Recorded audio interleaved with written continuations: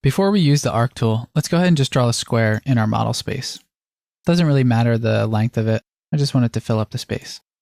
Now to use the arc tool, which is located right here, it's also A as a keyboard shortcut. It's a 3-click process. And like the polygon and circle tool, it has a number of sides. For me, I never really change this number of sides. If you're doing more detailed work, you may find that 12 sides is too many. Really depends on your specific workflow. But for me, 90% of the time, I don't change this. Now what I want to do is I want to create a perfect fillet, a round corner on this edge here.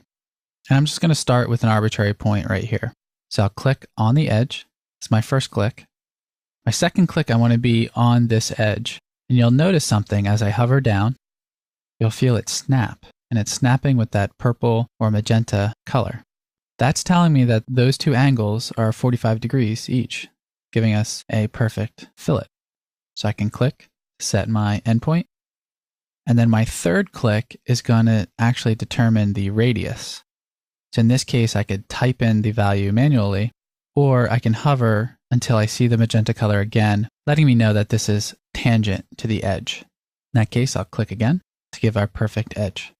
Now notice that there are two different line weights in SketchUp. There's the profile edges, which is the thick line defining the outside or the profile of your geometry.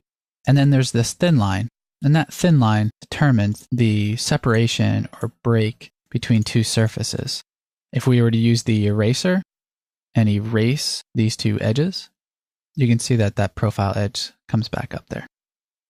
Now, a great thing about the arc tool is as you're drawing with it, say I draw this arc here, on my third click, you'll notice another thing, and that's tangent to one edge. So see the cyan color? That's telling me that this arc is tangent to the horizontal line here. If I move further down, I'll get another tangent line right there.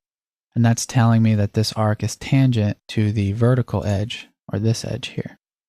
It's very useful because as you continue drawing with the arc tool, so if I just draw over here, you'll see that it wants to draw and continue drawing in a tangent.